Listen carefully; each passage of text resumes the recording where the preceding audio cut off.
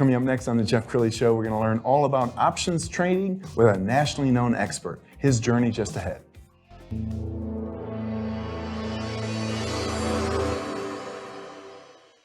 Many are predicting that the worst is yet to come, which is unfortunate, said one person here. Until now, they've enjoyed the reputation of being the nation's icebox. Watched a burglar in his home this morning by webcam. As a journalist of over 25 years, stories are what make my world turn. Reporting live from the Dallas newsroom tonight, Jeff Crilley, Fox 4 News. But in 2008, I took the jump from my familiar life and started a PR firm from my home. We're talking about anyone with a camcorder like the one I'm using becomes a television network. We started slowly growing the company, and we now have over 100 clients, and we've branched into the world of live digital broadcasting. I now own 8 different TV studios and have a huge team, and the stories that I now get to share are sometimes the most important of my life. Life has a funny way of coming around full circle. This is the Jeff Crilley Show.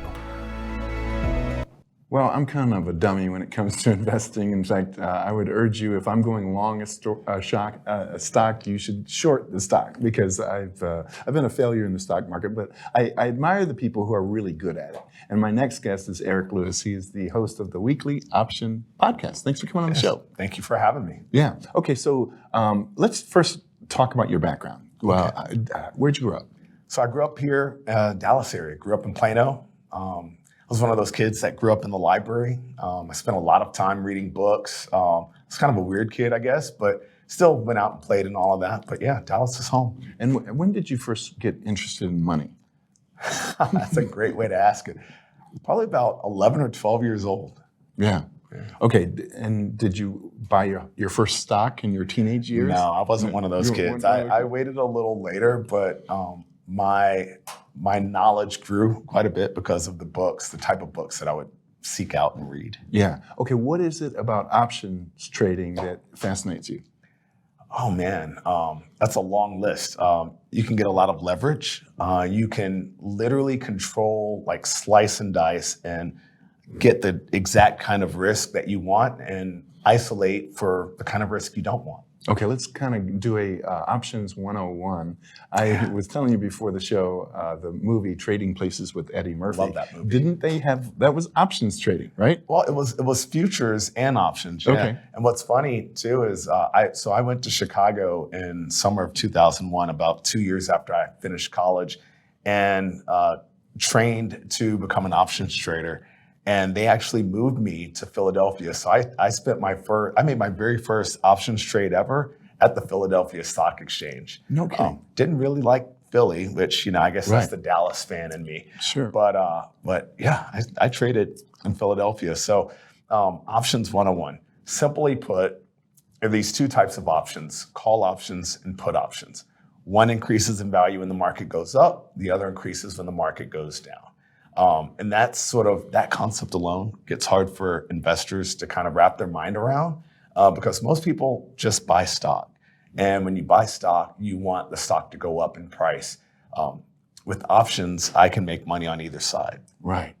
So for instance, if there's a hurricane outside a country that produces a lot of coffee, you might want to short that stock somehow. Correct. Or, so I had a brief period working for one of the largest commodity trading firms in the world. That hurricane, if it wipes out supply, you might actually decide to buy a call option because you expect supply to decrease. But we won't turn this into a full economics 101. Okay. That's how my mind works. We're gonna go to our library of file footage, if you will, and we're gonna just show some clip art from Wall Street.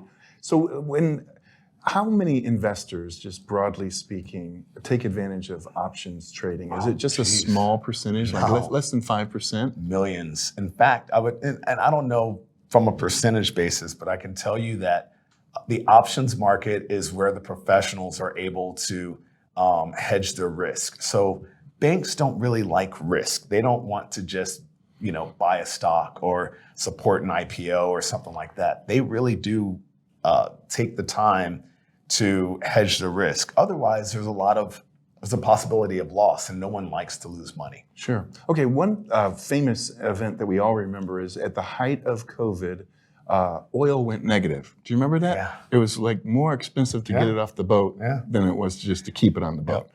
Now, did you take advantage of that? I did not. I was not trading oil at that point, but I have some friends that really wanted to. The challenge is that to take advantage of that, you needed a physical storage facility. That was economics 101 playing out in real life. We always talked about the possibility of a price of an item going negative, but we never really see it. That doesn't normally happen.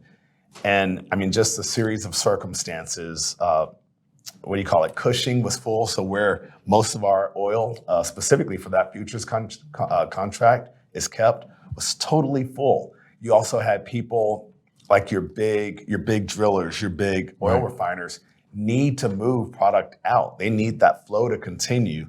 And because it was full, you actually create a scenario where it's worth it for them to pay you to take oil out of there, and that's how the prices end up going negative. So hindsight being 2020, what would the play have been? Oh, the perfect play would have been owning a ship that you could have filled up with oil at a negative price and then turned around a week later and put it back into the market. That would have been perfect. Anything else would have required a longer term commitment. So for options specifically, the play would have been to own puts in the expiring contract, and then to buy cheaper call options in the next contract because the price did end up going up after we got past that period. Wow. Well, you have a very popular podcast. We're going to pull up your podcast page, and as we scroll down the podcast page, I want you to kind of talk about the different topics that you tackle. Oh yeah. So every show contains a trade review of the previous week. And then I give 3 new trades. So every week I give 3 trade ideas, and it's always a covered call, a credit spread, and a debit spread. So a credit spread is simply a spread that you sold. A debit spread is a spread that you bought. So very simple. Sometimes it's a call option, sometimes it's a put option. And I use covered calls because that's the most common trade. When people say, I want to get into options trading, and they call their financial advisor or their broker, they normally will say, well, you own this Coca-Cola stock or this AT&T stock. We can sell an out-of-the-money call option. That's a covered call. It's covered by the stock that you already own. Now, I'll just put it out there. It's not my favorite trade at all because there are other ways to leverage your capital better, more efficiently. So my goal is all about efficient use of capital, growing small amounts into bigger amounts. That makes everyone happy. And I've had people try to get me to talk about return percentages, and it's silly because we end up being taught that like 10 to 12% a year is a great return. You can do a whole lot more with options, but you have to understand that leverage is a double-edged sword.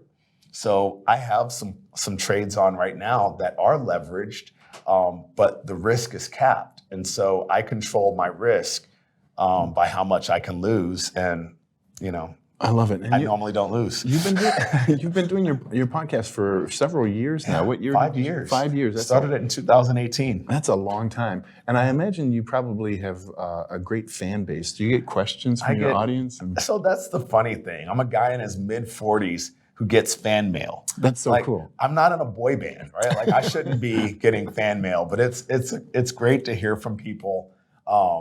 We're creating a little membership community as well, just to create a more open dialogue, help people with their trades. But it's fun because I'm kind of a cheerleader for option trading. Yeah, I enjoy it. I get passionate. I will bore your audience or any audience like to death. We could talk options all day, every day. I probably even have somewhere to the tune of 40 to 50 books specifically on option trading. Wow. I love options, and I didn't used to. There was a period where I wanted to move away from it. That's kind of how I ended up in the energy business. But I've returned back to it in my wiser years, so it's been fun. Okay, and we have about a minute or two left. In the final couple minutes, talk to the viewer who says, man, that seems complicated. I don't think I could ever trade options. Yeah, no, there's a lot of complication in options. Normally, people try to get you to focus on these things called the Greeks. We call them the Greeks, like delta, gamma, theta, vega, and rho. Each of those has a specific value for the type of risk you're trying to hedge off. But as a retail trader, most of them don't actually either apply or they're just built into the price. So I strip away all of that. I don't use any complicated terms on my show. I even limit the amount of times I say the word volatility. And sometimes it frustrates the guys that grew up trading options the way I did on the floor of the exchange or for an investment bank. But when you strip away the complexity and just talk options and make it simple, I get people to focus on where they're going to make money and where the trade loses money. And that makes it super simple because that's what we're here for. So, wow, what a great segment. We're going to have you back. We're going to end with the website, which is theweeklyoption.com. The great Eric Lewis. Thanks for coming on the show. thank you for having me. You bet. That's it for now. We'll see you next time.